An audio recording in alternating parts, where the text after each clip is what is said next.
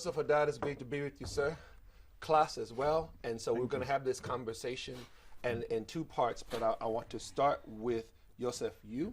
And then Klaas will move to that BDS part as well. Yoseph, you cover both sides, but we want to start with you tell the people who you are. We know you're Arab Christian here in Israel. Give us your story, your background, your family. I like to talk a lot, but this time I'll try to sum it up as much as possible. So my name is Yoseph Haddad. I was born in the city of Haifa, which is the largest mixed city in Israel. You have Druze community, Christian community, Muslim community, and Jews, obviously, all together in that one amazing city. And then at the age of 3, I with my family, moved to Nazareth, which is the largest Arab city in Israel. By the way, Nazareth is about almost 80,000 people. 75% of them are from the Muslim community and 25% of them from the Christian community. I'm an Arab Israeli Christian. And today, I'm actually the CEO of an Arab Israeli organization called Together Vouch for Each Other, which works to bridge gaps between Jews and Arabs here in Israel, and to bring the Arab Israeli society, the whole communities in the Arab Israeli society, closer to the Israeli society to be an integral part of it, and work on the main issues. One of the main targets is, or the sentence that we always use is us first.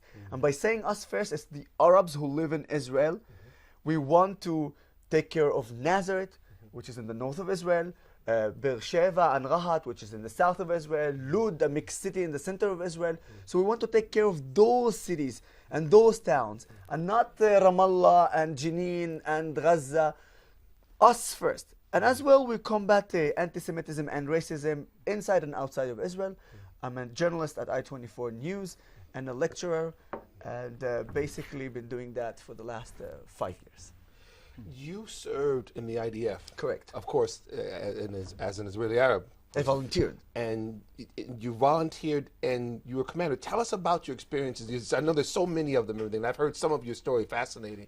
Tell us something that you want us to know here now about your time, particularly serving and even commanding there in the army. I want to give you 2 stories. Yes, sir. Yes, sir. The first story is actually prior to the first day I stepped foot in the IDF. One of my friends in Nazareth came to me and he told me, Yusuf, are you sure this is the path that you want to go? You know, Arab Israelis, Christians and Muslims do not have to serve in the IDF. Yes, We're exempted.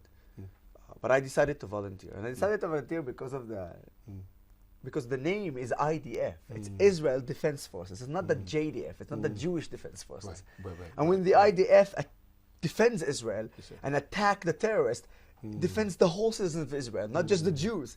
And when Hamas and Hezbollah and the Islamic Jihad and Iran, obviously backed up by Iran, attacks Israel, their missiles don't discriminate between Jews and Arabs, and we've seen that. We have actual evidence to that.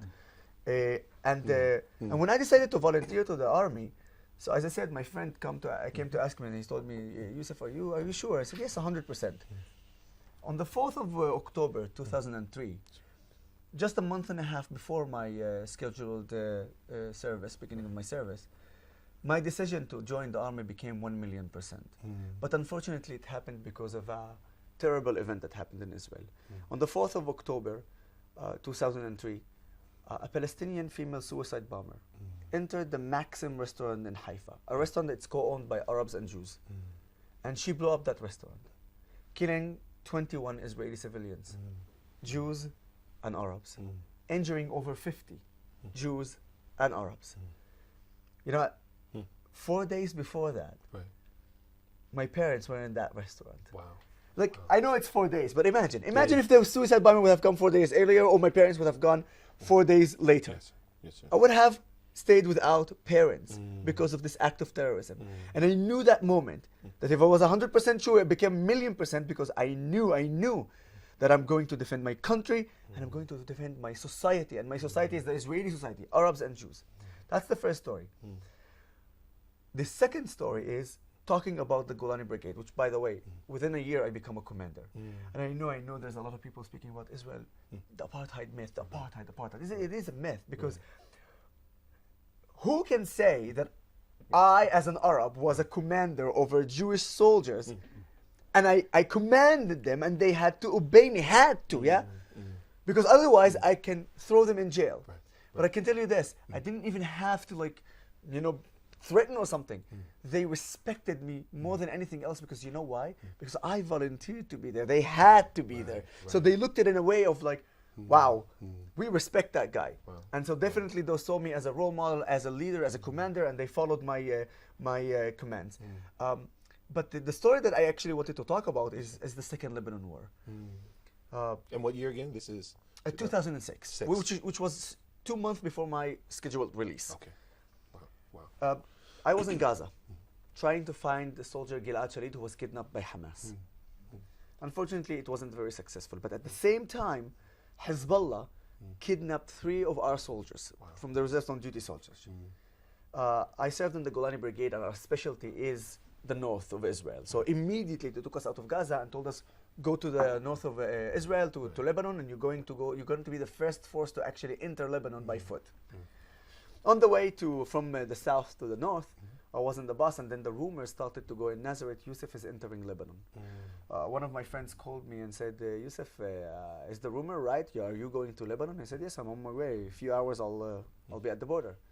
He goes like, I have to ask you, how does it feel? And I said, how does it feel what? He's like, how does it feel to go fight your Arab brothers? I said, I'm not going to fight my Arab brothers. I'm going to fight the terrorist organization backed by Iran, and those the people I'm going to fight, Hezbollah. He goes like, okay, I don't understand it, and I don't agree with you, and he hung up. In that war, I lost 7 of my friends, 3 of my commanders, and 1 of my soldiers. 4 days before ceasefire, I was injured badly myself when Hezbollah spotted my unit, and they launched a rocket towards me. I was very lucky that the missile didn't hit me and it hit a wall that was very close to me. But from that explosion, I flew in the air and I was injured very badly. During the rehabilitation, my friend came to visit me. The first thing he told me when he opened his mouth is not get well or how are you or how was it or whatever. The first thing he told me, Yosef, I understand. I understand what you told me. And the reason why he said that, because while I was in Lebanon, fighting for my country and my society, Hezbollah launched rockets to my city, Nazareth, the largest Arab city in Israel, killed babies, injured dozens. And not a lot of people know this. But during the Second Lebanon War, 44 Israelis were killed by Hezbollah missiles. Half of them were Arab Israelis. So when I was in Lebanon, I wasn't protecting the Jewish society. I was protecting the Israeli society. I was protecting my country, and I was protecting my city. That's why when he came to me, he said, you know what? I understood. I understood. You cannot feel some sort of a win, because when you're in a war and you lose friends and commanders and soldiers, and you get injured by yourself, you don't feel, you don't feel win. But I would lie to you if I wouldn't say that I felt some sort of a closure and satisfaction, because he came and he acknowledged my fighting for my country and my society. Wow. A deep sign of respect for what you were doing. From going to the opposite to respect. From condemning you. Yes. And then, wow. Exactly. So, Yosef, there's so much that's there to unpack, and I want to just key in on something, because you're a wealth of knowledge, of experience, all of those things. When you consider them, the Christian population in other parts of the region, Iraq, Syria, all these types of things, as an Arab Christian, what do you think? What are you feeling? Especially as an Arab Israeli citizen, you're free, your religion, every those things, but knowing that your co-religionists in other areas are not, they don't experience what you experience. It's very a simple math problem. And I'm sure people are like, well, wait, we were talking about Christians in the Middle East. Why do you talking about math? Because take every single country in the Middle East. Look how many Christians were before 10 years, how many Christians were before 20 years, how many Christians were before 50 years, 100 years. Look at the math. In every single one of those countries, you have decrease in the population of Christians in those countries. The only country that you have increase is the state of Israel. And that should tell you everything about the Christian community in the Middle East. Which is also true for like Bethlehem. Oh yeah. Palestinian controlled Bethlehem, smaller Christian population. We need to give the numbers. Yes, sir. During by the way, we know how Bethlehem is very important for the Christian religion and for every Christian in the world. Yes, sir. It is a piece of history that will stay forever. When Bethlehem was under the Israeli authority, Bethlehem was 80% Christians, 20% Muslims. Today, under the Palestinian Authority, Bethlehem is 85% Muslims and 15% Christians. This tells you everything about Bethlehem. I think one of the things that I love to talk about, especially when it comes to Christians in Israel, and we need to stop for a second, because it is very important to tell everyone here that the vast majority of the Israeli society, and I'm speaking about Jews, Christians, Muslims, and Druze, the vast majority are not racist or anti-Semite. It is the extremists in every community, and I should say, and be more specific, minority extremists, that they are violent, more vocal, and they are more intimidating. They're making themselves look like they are the majority. But their way to make themselves look like majority is by shouting more louder, by being more scary, and by intimidating you, because they want to keep your voice silent. So this is why, for me, it's important to say, don't think as Muslims are like this, as the Druze is like this, or the Jews are like this, or the Christians are like this. No. In the majority of the majority of the Israeli society are not like this, and in fact will live in partnership together. It is the extremists who make it problematic, and we need to fight those extremists. And that's why we have a lot of racism towards Christians in Israel from minority groups of every community, but minority groups. So, which takes me to this part. You not only do that here, but as you said, your role with I-24 News. Yes. You speak, you lecture around the world. You just came in, you're headed back out again. Tell us, and then, of course, you know, Klaas, you've been there to South Africa. You've heard the whole apartheid together. smear, absolutely. So let's tie that in now. You, born and raised Israel, served in the IDF, almost gave your life.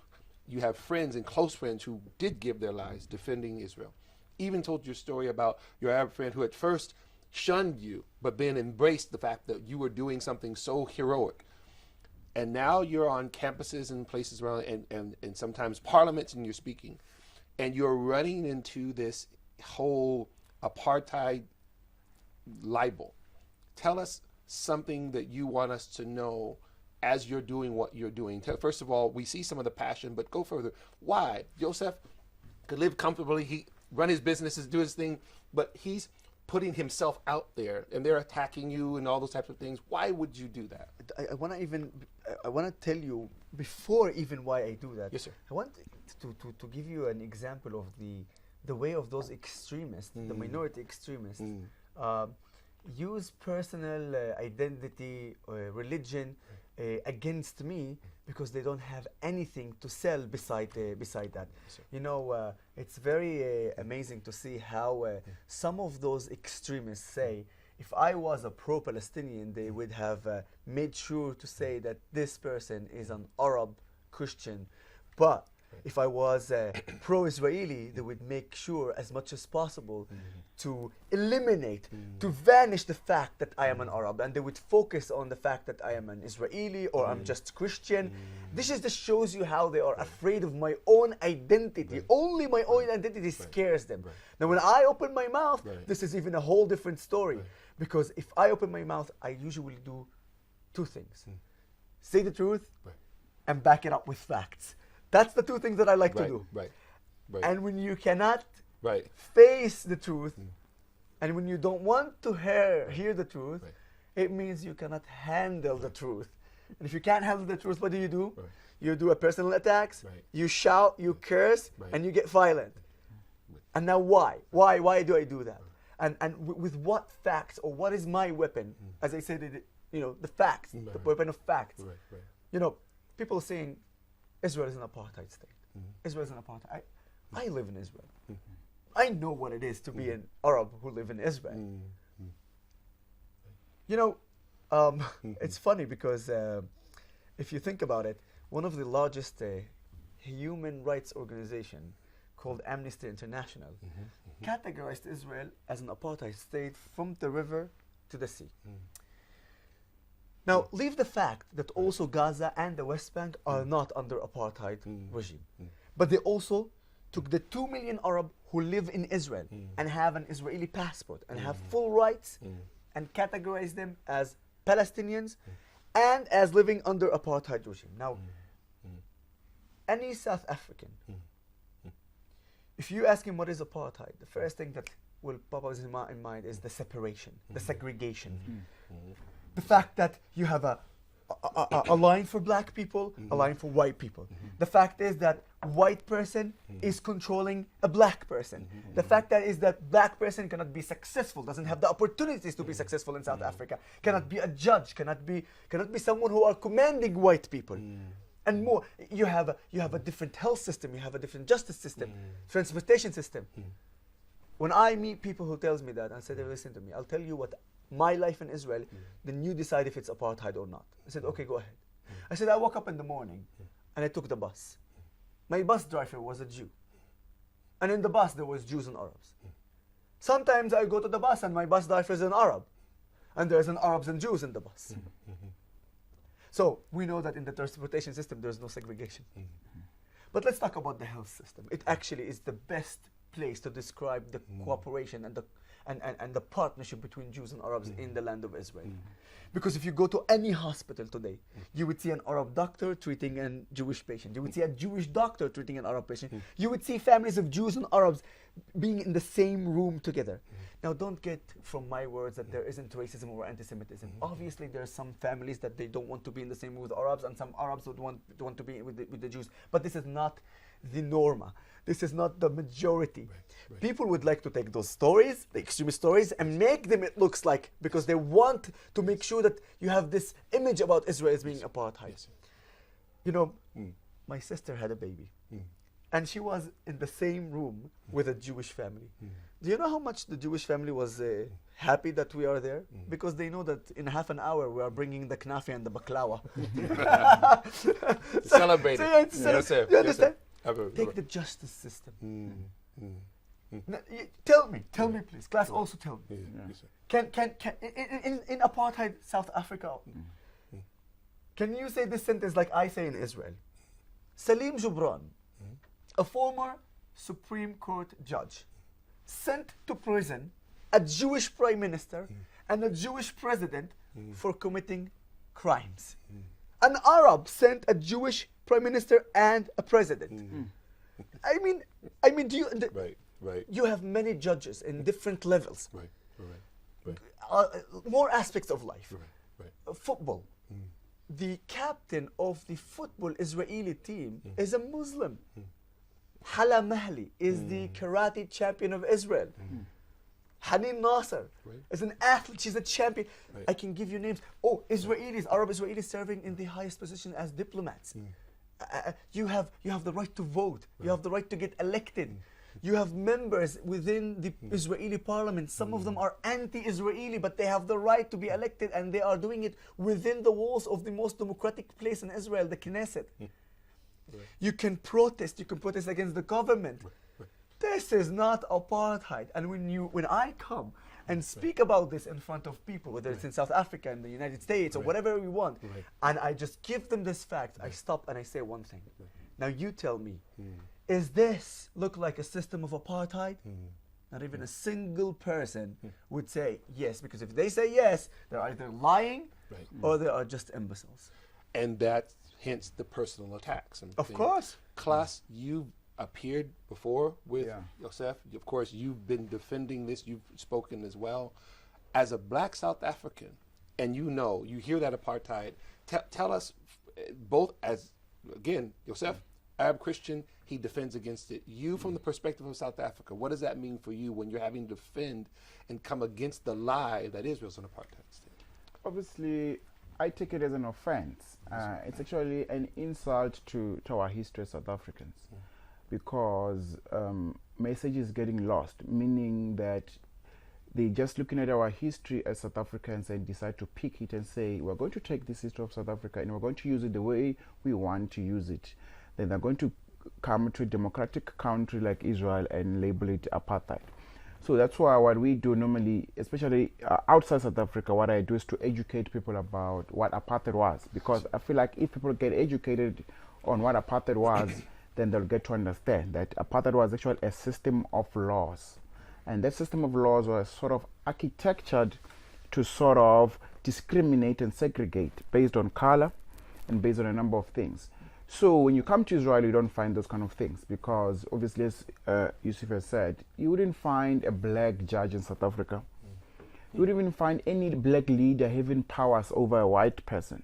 But obviously, you come to Israel, you have those kind of things. So it's actually insulting when these anti-Israel movements try to find ways to draw parallel between Israel and South Africa. It's actually an insulting thing. So that's why we make sure that we educate them and make sure that they get the picture on why Israel is not an apartheid state. Yoseph, you mentioned something. I want to connect this with both of you now. You had mentioned that now the personal attacks, you against you, Klaas, when you're here, you're defending, you're telling the truth, you're backing up with facts. They can't deal with that, so that's personal attack. But also you said that there are instances of unfairness, individual instances, right? Of racism, anti-Arab, anti-Jewish, same thing in South Africa. You're not painting a picture of something that was obviously apartheid discrimination, everything. But now as you are defending, they may come against you and say, well, what are you saying? Are you saying that Israel is perfect? Are you saying, sometimes they'll do that on the other side. How do you deal with that? They try to take it to the other side. Which by the way, every lecture that I start is, I'm saying, if you're here thinking that I'm going to say that Israel is perfect, you're in the wrong place. If you're here thinking that I'm going to say that there is no racism in Israel, then you are in the wrong place. Anti-Semitism, if you think that there isn't, you're in the wrong place. If you think that I'm going to say that Israel is heaven and there's no problems, you're in the wrong place. But I want you to look me in the eyes and also tell me that in your country there isn't racism, anti-Semitism, discrimination, and in your country you would say that my country is perfect. Show me one country or one society that you can say that it's perfect. Come on, if any one of you will tell me that, I will take myself and get out. No one. Unfortunately, racism exists everywhere in the world. Unfortunately. But the fact is that the majority, when I speak about Israel and I speak about the majority of the Israeli society, are not like this. And you know what? I can tell you, based on the personal attacks, I can tell you why I'm sure of it. I always say that my existence and the existence of the volunteers of my organization makes it very problematic for those extremists on both sides to continue their agenda. Why? Because we are proving to the extremists from one side that not all the Arabs are terrorists. In fact, the majority are not like this. And we're proving to the other side that not all the Jews are racist. In fact, it's the opposite. The absolute majority is not. And because of that, because we are proving this time after time, what we saw is that the extremists from both sides, that they're very far away from each other and they're very against each other, literally cooperated together against us.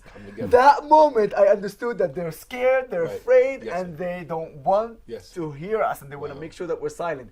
I said, that's the step that we're doing something, and we're gonna keep going on and moving forward. I just wanna ask, you see, remember last time when you were in South Africa, you sort of got asked or actually got told that you are an Arab Israeli, so do not speak for the Arabs in Gaza, do not speak for the Arabs in the West Bank. How do you sort of deal with that? Because they say you are a minority in a country, so how come you try to paint a picture as if you're a representative of all the Arabs in this area? Do you know why I laugh? Yeah. It's kind of like what I said already. If that Arab who lives in Israel is a pro-Palestinian, then he is an Arab and he represents the West Bank and he represents Gaza. I'll tell you what. I represent many Arabs even from the West Bank and in Gaza. They contact me. They tell me, Yusuf, we live under a terrorist regime like Hamas. During the clashes in May 2021, after the ceasefire, Hamas went and celebrated in Gaza as they won. Some of the people in Gaza contacted me and told me, Yusuf, we are forced to go out to celebrate. We don't want to. Gaza is destroyed. Because if we don't, there'll be pressure. Of course, on us. they probably would even kill them. Yes, sir. Yes, sir. And it also happens in the Palestinian Authority. Nizar Banat was killed because he criticized the Palestinian Authority. Okay, so for them it doesn't matter whether I am an Arab who wants to promote peace and who talks about the reality of what we are and why Israel is not in apartheid and how we should resolve to end this conflict. For them it doesn't matter. As long as you are not a pro-Palestinian, then you are not an Arab. You can't be an Arab if you're pro-Israeli. And I would tell them that it's a shame for them. I don't need their approval to say if I am an Arab. And by the way, I want to tell you one more thing. In a way, I'm not here to represent the Palestinians in the West Bank. I'm not here to represent the Palestinians in Gaza. I'm here to represent the Arab Israelis. That's why I started and I said us first. For so long, our leaders from the Arab society here in Israel, once they get elected, the first thing they do is going to talk about Jenin, Gaza, and Ramallah. I want to talk about Nazareth. I want to talk about the cities and the villages here in Israel. And I want to work for my society, the society that actually is part of the Israeli state. I don't have any connection to the Palestinians in the West Bank and the Palestinians in Gaza. So I represent mainly my society. But because I'm knowledgeable and I know the reality of this conflict, I allow myself to speak about what's going on in Gaza, and I allow myself to speak about what's going on in the West Bank. And because of that knowledge, and because I know the reality, and I'm on the ground, I know that it's also not apartheid. It doesn't mean that there isn't problems, and it doesn't mean that Israel is doing everything perfectly. I criticized my country many times on activities that have been done in the West Bank and in Gaza. But I will always say that Israel has the right to defend itself. And when I say Israel has the right to defend itself, and when Israel does that, Israel defends both Arabs and Jews who live in Israel. Okay? Right. So several things. So my brain is going, I'm connecting these two things together. One of the things you touched on, and Klaas, I'm going to come back to you as well. Well, let's do this. I'll come back. I'll bounce it this way. You asked yourself a question that also goes to you in terms of principle. Those who may attack you and say, yes, you're a Black South African, but Bishop Tutu said this. Other Black South Africans have said this. And have you gotten that? Well, you get attacked based on the different opinions of other Black South Africans and maybe somehow kind of delegitimizing what you're saying.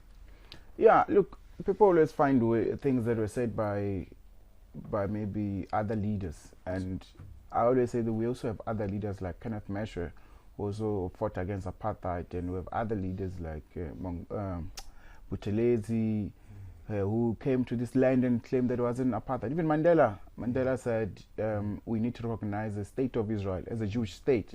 So we can always find ways, but my point, and the point that I always drive home is that there's no one who's an expert on that. What they do is that we call them body of opinions. So they have opinions, and their opinions are not superior. So you're not going to use someone's a statement or someone's coach to come and discredit me. Let's deal with the issue here. Let's come and face the facts. Let's look at what's happening in the Middle East, and let's look at what happened in South Africa during apartheid, and let's see why it's not. And convince me why you're going to say this is happening in the Middle East and it happened in South Africa. Show me that Arabs can't enter Tel Aviv University. If you say Arabs are not allowed to enter Tel Aviv University the same way blacks are not allowed to enter Rand Afrikaanse University in Johannesburg, then I'll get to understand maybe the education system. If you can show me that the Arabs can't enter Save Charles Hart and get treated the same way blacks couldn't enter Benoni Hospital back then at least we sort of have something to discuss. But because you can't really show me that, then there's nothing to discuss. Right. Yeah. Facts. Again, back to facts. And not only that, but I think we have to tell everyone that first of all, you have 2 million Arabs who live in Israel, which have equal rights to every Jew who live in Israel. That's one. And then you have the Palestinians, whether in the West Bank or in Gaza. people intend to say, and this is the time also to talk about the myth of apartheid in both those territories, okay? Because it is a myth as well. People intend to say, but there is, we're not talking about the apartheid in Israel because, okay, fine, there isn't, despite, as I said, Amnesty categorize it as like that, but they always come to me and say, we're not talking about the Arabs who live in Israel. Okay, fine, they're not living under apartheid regime. I want to talk about the Palestinians in the West Bank and in Gaza. Okay, facts matters, right? So, first of all, in Gaza, Israel does not even control 1 inch of Gaza. Who controls the Gaza territory is Hamas, a terrorist organization. But then they come and say, but Israel controls the borders, Israel controls the sea, and Israel controls the air. And I said, okay, so, and then they add, it makes Gaza the largest prison in the world. Okay. So, indeed, Israel controls the water, the borders, and the air. But there's a reason why Israel is controlling this. We know the terror activities. We know that just 2 years ago, Hamas launched 4,500 rockets into a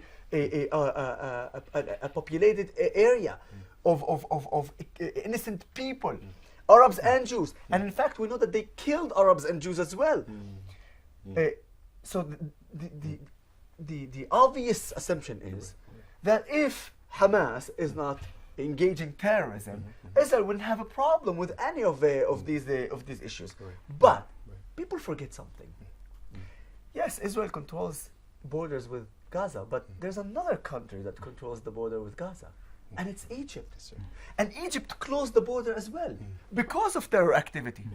Why nobody is saying something about that? Why nobody is calling Egypt apartheid? Why? Because it's an Arab state. And when it's an Arab on Arab, it doesn't matter. Arabs usually fight anyway. We see how the Saudis fighting in Yemen. We've seen how the Syrians fought their own people and Lebanon. We're seeing what's happening between inside the Jordanian state. Jordan is you just light a match and throw it and it's gonna blow up. Okay. So the hypocrisy, the double standard. So I always say, if you are going to speak about the fact that Israel is doing absolutely everything to maintain the safety of the Arabs and the Jews who live in Israel, and you want to call it apartheid, then you know what, go ahead and call it apartheid, call it what you want. And as for the Palestinians who live in the West Bank, we need to understand that there is an agreement going on between Israel and the Palestinians, which is called the Oslo Agreement. And it's until today, it's valid. None of the parties said we are canceling the agreement. And based on that agreement, it gives the Palestinian Authority to actually control civil and security 90-something%. I think it's 92% and then 98%, because in territory A and B, and I for those who doesn't understand what I'm talking about, in the West Bank, the territories based on the Oslo Accords are divided to 3, A, B, and C. A is controlled by the Palestinian Authority, civil and security. B is controlled by the Palestinians in terms of civil, security by Israel. And C is controlled by Israel, civil and security. More than 90%, sorry, I have the number actually, 98% of the Palestinians live in territory A and B. Which means the vast majority doesn't even live under an Israeli civil authority. They live under Palestinian civil authority. Because one of the times, and it was, if you remember in one of the interviews that you and Miklas did in South Africa, the BDS leader says that Israel did not vaccinate the Palestinians. Israel should not have to vaccinate the Palestinians. It's the Palestinians' responsibility to vaccinate the Palestinian people. But to even give the final call on that, Israel vaccinated the Arabs who live in Israel. Israel vaccinated the people who is responsible on. So Israel vaccinated the Arab Israelis, the Jewish Israelis, the Israeli society, and further than that, they even helped the Palestinians. We sent vaccinations to East Jerusalem and to the West Bank. It's them who declined them. Okay. So the fact is that they're saying that their segregation is completely nonsense. And more than that, do you know, it's crazy, but Israel treated some of the relatives of the terrorist organization Hamas, brought them to Jerusalem, took care of them in Hadassah. Until today, Israel, you mentioned the heart plans and all this. Israel is not only doing it to Arab Israelis, Israel is doing it to Palestinians who live in Gaza and the West Bank, despite the fact that they don't have to, based on the Oslo Accords. Because it's the responsibility of the Palestinians, but the Palestinian Authority is so weak that they cannot do that. These are facts. Facts matters. There isn't your truth and my truth. Right. Okay? There is the truth and then your feelings. Yes, sir. Your feeling does not matter when it comes to facts. Yeah, I know we're not going to have much time, but I want to make sure I put this in. You, yourself, in your describing us first. I mean, you said our communities first. Yes. Right? The Arab-Israeli communities first. Yes. And one of the things that you said, two things. Number one, people from Gaza, West Bank, contacting you secretly, Yes. giving you messages that they could not give publicly because Yes. they would be threatened, right? Yes. And so you, from that, indicating that your work is resonating there, Oh, yeah. and you're championing them because of the human rights abuses that they are under. Oh, yeah. But you reminded me of what many of the nations of the Arab Accord said, that one of the main things that kept Israel and the Arab nations from coming together was the Palestinian issue. Exactly. And you seem to be articulating some of the same things that some of the Arab leaders of the UAE, they've said, we understand the Palestinian issue, but that's a Gaza, or that's a Hamas issue. Hamas is the ones. It sounded like you're saying some of those same things. Am I hearing that correctly? You're absolutely correct. Yes, sir. Yes, sir. But let's even bring it to another different level. Yes, sir. Iran. Yes, sir. Iran wants to control this area. That's why we're seeing they're sending everyone towards Lebanon, Syria, putting something in Jordan as well. Gaza is second Iran. That's how I call it.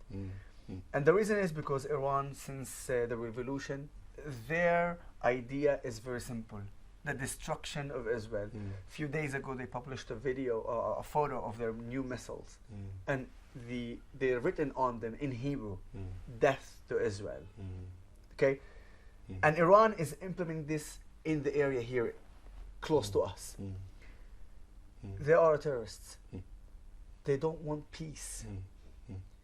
Those who want the destructions of Israel, they're the one who are pushing the conflict to be from being resolved more and more.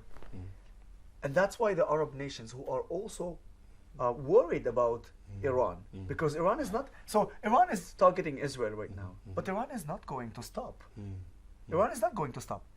And look, and the Arab nations who are not affected by Iran yet, look around them and sees, look what happened in Lebanon. Look what happened in Syria. Look what's going on in Gaza. Look at the destruction. Look at Iraq. Look at the destruction.